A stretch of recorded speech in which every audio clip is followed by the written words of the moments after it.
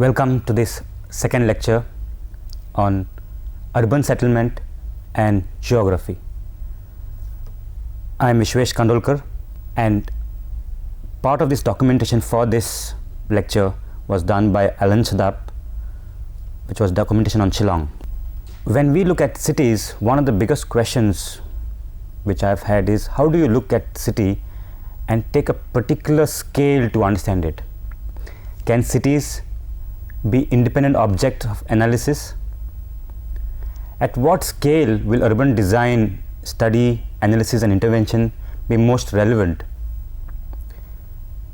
On this question, we will try to address this question through four broad topics. One is, we will actually focus on methodology of studying urban settlement. We will very briefly discuss morphological scale of Hulsuru, Bangalore.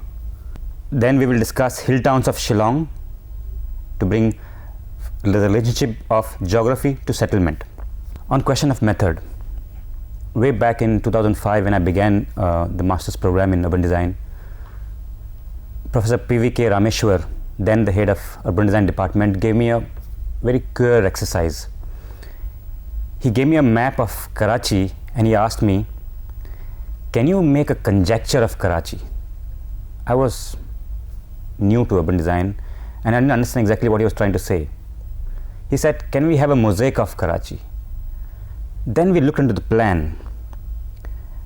Having a closer look of the plan revealed that one could actually see a city made up of various parts.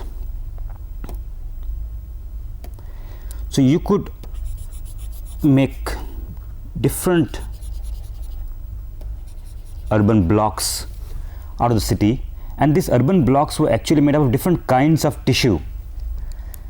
This led me to thinking that yes, maybe a conjecture, a kind of mosaic of city is possible, and it is possible to divide a city in a much smaller portion. So much later, after the end of the urban design thing, when we were doing the urban design thesis on Bangalore, I was guided by Professor Chaya, we came to look at this little more specifically, at what scale would be urban design operating. We can look at the Google image of Hulsuru, Bangalore, and I said, we have to work in this area, but how do I really intervene on the map?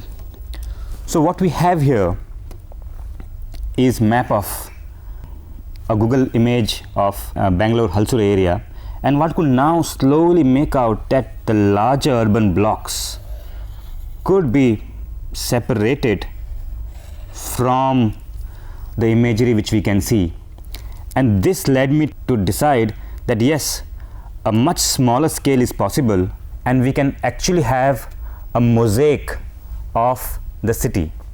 If you look in the plan Hulsuru, the plan was now divided into mosaics of different urban blocks, and we said that urban design intervention is possible at the scale of this urban block. So the next level was really to study within these urban blocks various ways to do the analysis. N.J. Hebreken, in the book Structure of the Ordinary, has devised methods of looking at the city. He said that we can have three categories broadly: that of urban structure, urban tissue, and finally the building typology, as a methodology to look at cities. Coming back to the plan, we can now come to see that the same drawing of Hulsuru can be divided into the urban structure level of the urban block. This is what it would look like in terms of figure ground, and then we could identify within that tissue level. We will come back to definition of tissue level. Tissue level is a scale of intervention that is smaller than the urban structure and larger than the single building.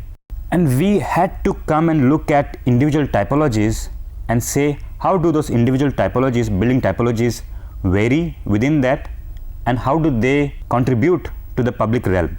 These were various images of Hulsuru, and then a detailed building typology level study was to be conducted, identifying specific types and proposing interventions therein.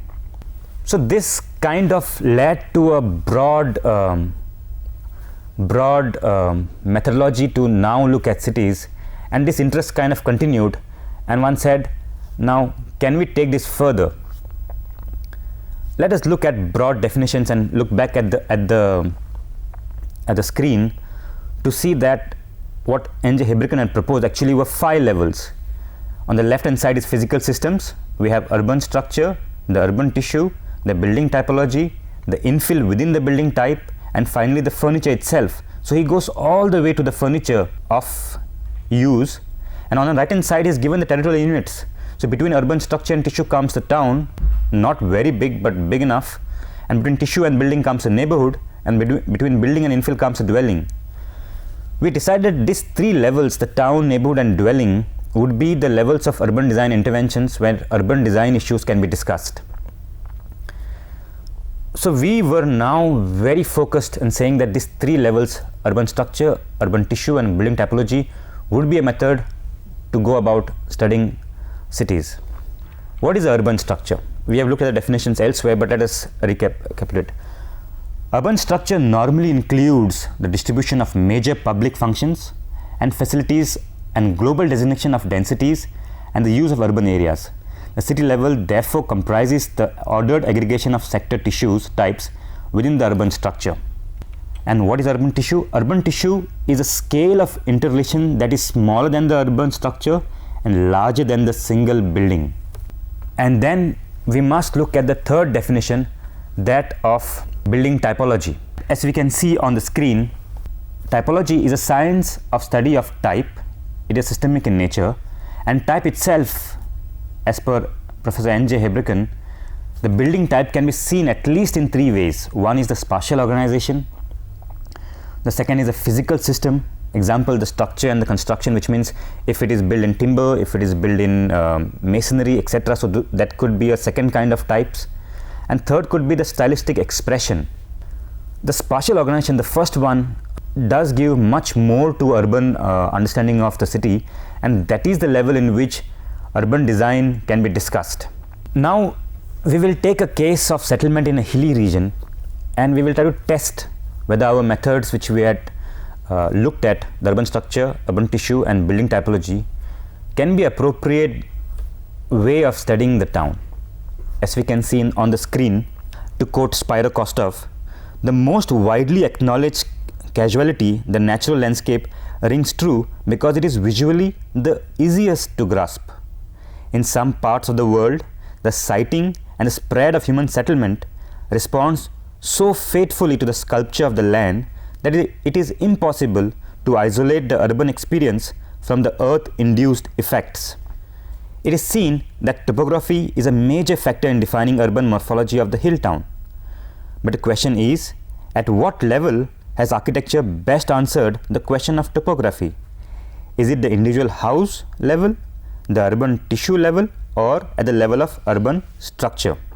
We will now see that, my student Alan Chadap, who was doing his dissertations at Goa College of Architecture, decided to take Shillong as a case.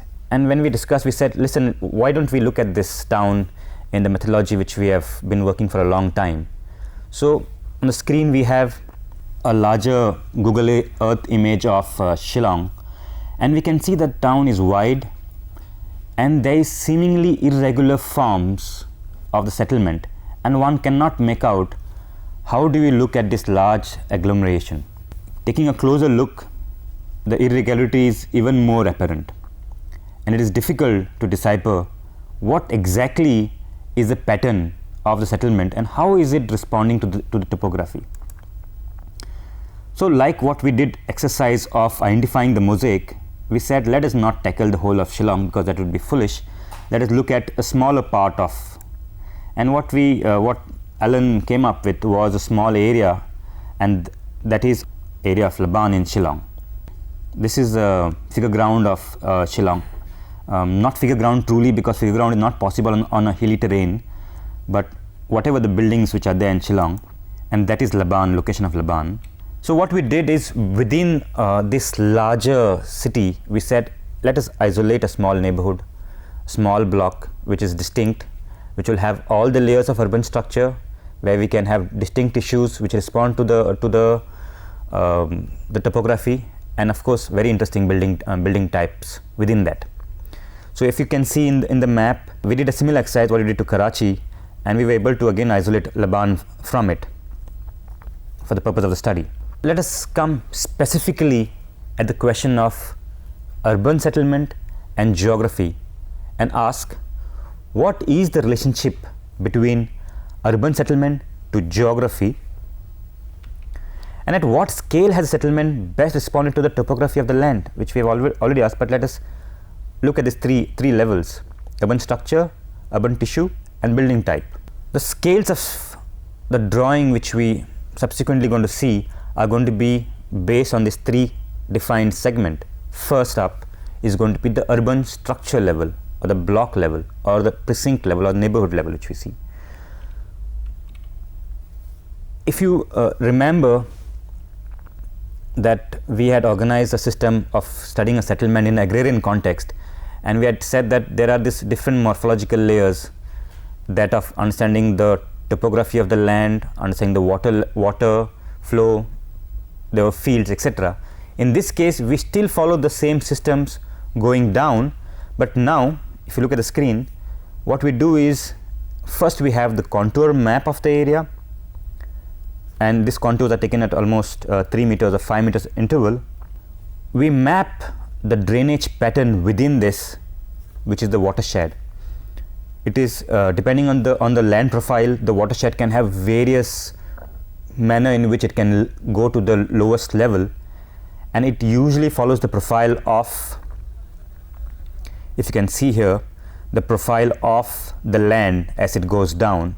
The valleys are where they follow, and next we superimposed on it, we mapped on it the larger movement network, and we already begin to see a pattern here. We find that the movements try to avoid valleys, of course because probably of the heavy rainfall, and they don't want to get flooded, so they are usually located along the ridges. And we find that already the larger structure is now being defined by the contouring of the land for accessibility. What we see here in little more in detail, that the red here signifies the vehicular movement as opposed to pedestrian movement through steps or shortcut paths, which are in orange, and it reveals that it is not just the vehicular movement which is forming the larger network. At the lower level, which is the urban tissue level, the shortcuts, the step streets are forming the next layer of movements, and this was one very interesting observation which was made at the urban structure level of the study.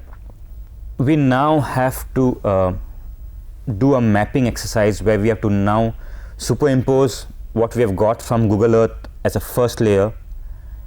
We have taken the watershed lines, we have mapped the networks. What we do is we take the building profiles of each building and we superimpose on all these three, and what we see amazingly on the screen is that now somewhere we are able to follow the seemingly irregular form of the settlement, and it is make sense.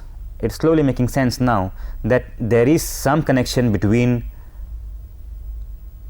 the landform and the buildings which is located within this. But the larger question is again, what scale? What is being responded at the level of urban structure, which is larger, and what is being responded at the urban tissue level?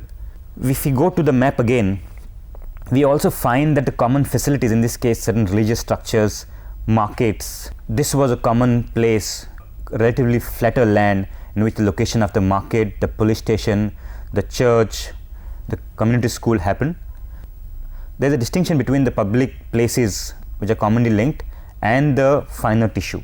This is the image of looking into the shortcut paths, step streets, giving us a feel of this irregular land.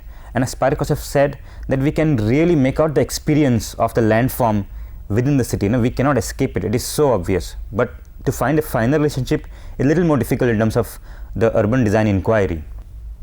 As mentioned earlier, it is seen that at the neighborhood level, the urban structure dictates the lay of the network, the larger network, the flow of the land. If you see the drawing again, that one can see that the linear forms while looking at that ridge at the hill. In other cases, one can notice a dense patch on the gentler slopes. So depending again on the kind of slope, whether it is very steep here, when it is very steep as seen here, it will not be possible to put buildings, but when it is relatively flat, it will be very dense. So again, depending on the gradient of slope, the buildings will occur on those areas. The block level thus ascertains the fact that the forms of hill town settlement is geomorphic even at the urban structure level.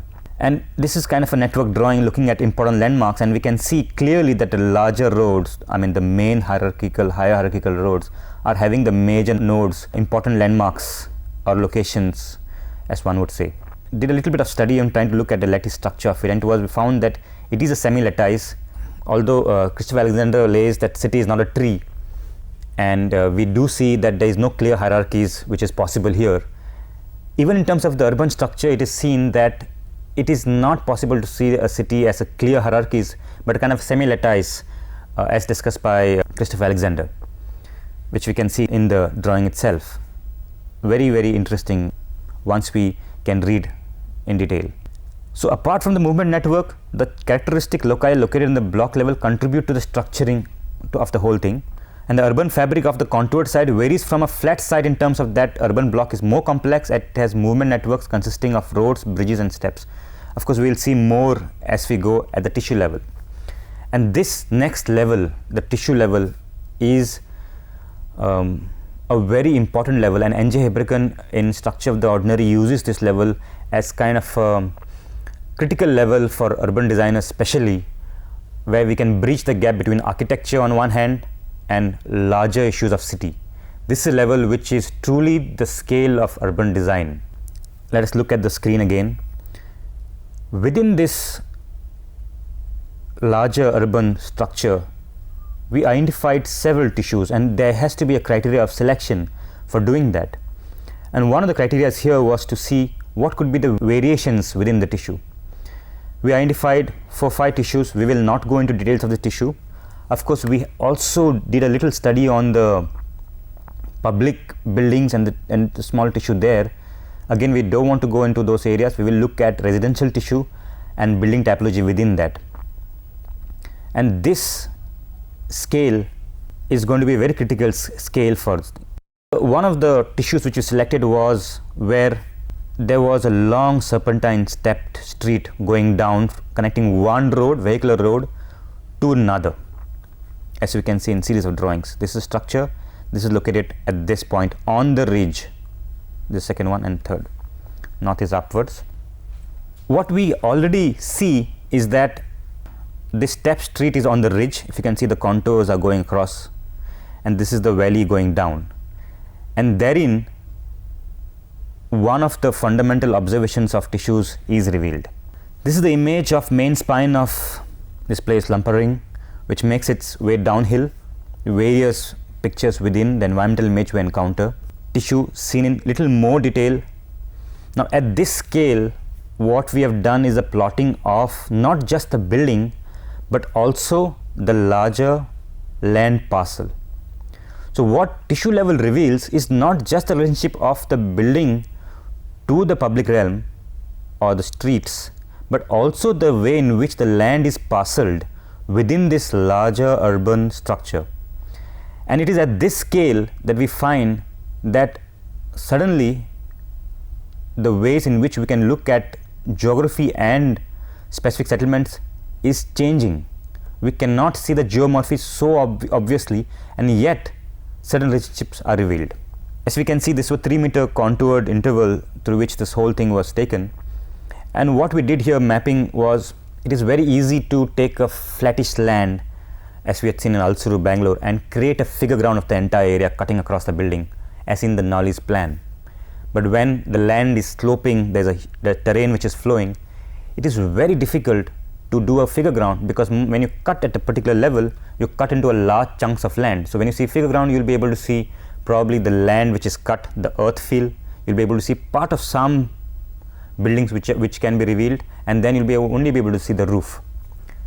So what we did in the drawing, if you observe a little clearly, is that we said we will plot each land parcel, and we will try to make a roof plan and document in detail all the other amenities like steps, finer details of the trees, etc. within this. And this is far more better way of doing it. But even more relevant here was coming at a different way of looking at thing would be a 3D drawings of this tissue.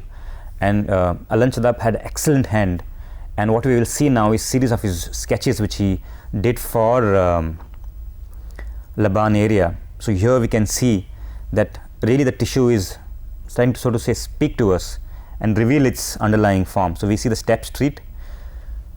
On the right here, this is the end of the vehicular road, and this is the beginning of the step street, and each one of these is a land parcel. We can see various typologies within, which will come shortly to look at what are their relationship to the street. So this is the end of vehicular movement road, this is the pedestrian movement down, and this is the pathway along the ridge. And one can already see the kind of relationship the step street fosters between different buildings. This is the next level. Now within typology, we say that there are buildings which are different types. If you look at Hebreken had given this three types. So one, he had said spatial organization, and second, he said types of building on construction methodology. What we see in the drawing here is that of course some buildings are done as per the Assam type of buildings, but we also have a different kind of buildings here. But in terms of spatial organization, what it is revealed that essentially the relationship remains the same. The building type in terms of construction type changes, but the spatial relationship, it is more or less the same. So we also see in this tissue level that when we build a flatter terraces like this, that it is possible now to have relationship between different contours, different levels, from the roof of one building to the garden of another. This is step street again. This is the second level of the tissue. This is a series of sketches which are revealed, and this is the last one, the lowermost one rather, before it joins the vehicular road once more. And we can see that the relationship at tissue level is slowly becoming very much clear. The vehicular movement. This is the last part, the scene which is seen here, looking from here downwards. So we can see already the vehicular road and people using the step street as a very interesting public realm. Steps by themselves are becoming a public realm element without having to do anything extra. A section along the tissue which looks at various level is also a very important tool to look at tissue, and this section is going through entire tissue. Now we don't just cut sections of buildings or very vague sections of one or two, but we look at larger sections. We looking at from one level to the third level and say, okay, can this have relationship with other things? And sections can be quite revealing in terms of this was the same steps which we have seen here, and we can ask a question and look at the steps, what is the relationship? And when we go and look at the detailed drawing, we can make out that yes, it is possible to see some relationship. We can do it in terms of drawings. Now this last level is the building typology level, which we are going to focus. Now building typology, as I mentioned, we are going to only discuss in the spatial organization of it, and within even spatial organization we will look at the relationship of the inside and the outside, and not anywhere else. When we look into drawings, we can do the study of the building in terms of sketching it out and looking at what type it is, and looking at again Alan's sketches, beautiful and precise to some extent. But we are looking at the top sketches here, which is looking at relationship and especially drawing them with respect to the public realm. More sketches. Now this is the level at which we start looking at different buildings. So this is type A, type B, this is the sketch, this is the plan form, this is a section of it, and we choose various building types, and these different buildings are selected because they have various. This is a stepped path, and here you can see that the step street is going down to meet this particular building. So it's one different type. It's going down from this is the public street, so it's going down, whereas in the other one there is a straight path going across. So simply, if you look at the section, simply a small bridge is enough to connect the two. So what it reveals now is that there are many possibilities of connecting the building to the public realm. This is another one, again going down a simple. At other times, if you look at here, simply the filling is done between the building and the street, and at some other time again few steps going down, or at other times we'll also see steps going up. So what this reveals to us is that the variation of gradient in Hilltown results in variation of edge conditions in order to connect the building with the public network, and the connection is normally through steps, sometimes through bridges, and others it is achieved through leveling of the ground, as we have already seen.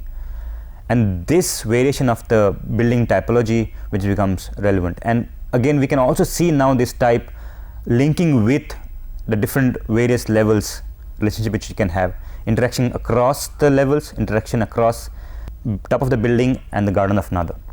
We have some inferences here which we have seen through this, and we'll just reveal through a few more slides, that if we have now, it is certainly possible to see the relationship of specific to geography, and looking at what this geography does to the urban areas, and we find that it is possible that we can locate the precise level at which geography influences the settlement. You can read through this quick glances, but essentially the architecture it is found of the city, a larger city, is best negotiated the topography at the level of tissue. It has resulted in the creation of social public realm, which is no longer just huge open space, but rather thin long movements, and in this case step street. And we can look at the last thing is that once such step street networks are concretized, it is required to identify not just physically but a movement institution itself. So as how Stanford Anderson would say, streets as institutions, and step streets truly become institutions by themselves, institutions of public realm, and the need of having separate institutions are not as much felt, at least in the case of urban settlement located in hill towns. We'll just quickly summarize through now topography and settlement. Just a quick look at some other possibilities. When you look at how Spiro Costa would put it, if you look at this land, and both of them are on fairly flattish land, and it is possible to have city as a diagram. You can make a circle, you can make a square, you can draw lines across this is Lutyens Delhi, major lines, the imperial line from, and circles, the Connaught Place, etc. And we can make these diagrams, and it is possible to have it in the context of fairly flat land. We have also seen that even if it is not imperial lines, even when we look at old Hulsuru settlement in this case, that some level we can see that this is the temple, the layers of temple towns are revealed. So the grid is invariably there, and this grid is not necessarily being influenced by any other factor than, like say this is the lake and this is small overflow, so it is bounded by that. So other restrictions are coming in, but grid is almost possible. But whereas now suddenly when we compare on the left the hill town and on the right Hulsuru Bangalore, we can see that on the left is seemingly irregular form, which if we had to see it independently it would not make any sense, but as we have seen through these three levels that it is possible to identify patterns at these three scales, and it is possible to study it, and this now makes it possible to take any settlement which is having topography as a major component. Look at the drawing again, and we can clearly make out that even if it is irregular, as Spiro Costa says it is possible to study it. So when we look at any hill towns now, this is just an example, and again when we look at it's seemingly irregular forms, if we are able to identify within this tissues urban building typology which respond to the slope, it is possible to study it, and the methodology which we explained so far will help us to take any form of settlement and discuss it at great details. Let us not restrict ourselves to topography, because Spiro Costa said there were two elements which lead to irregular cities and where pattern seems to be difficult to be deciphered. One we said topography, and the other one is, we can take it next time if you're on the screen, is the land parceling. And this land parceling is whole different ball game through which we can get very irregular forms of settlement, and this can be a topic of separate discussion which can reveal to us how irregular settlements based on land parcel can be discussed. References: this theory of settlement, as I discussed with you, began in urban design school at CEPT University, and the inquiry continued in Goa College of Architecture. This presentation relies heavily on study of Shillong done by Alan Chadap at his undergraduate dissertation, again at the College of Architecture. Many of the materials used here was used from CEPT, Ahmedabad and Goa College of Architecture. Works were done at these 2 points. To conclude, we have seen today irregular urban settlements, and we have taken one part, which is topography, and seen that it is possible to study it in terms of part, urban structure, urban tissue and building typology, especially the spatial type, and discuss it from that. We will at some time probably discuss the land parcelling. Until then, good day.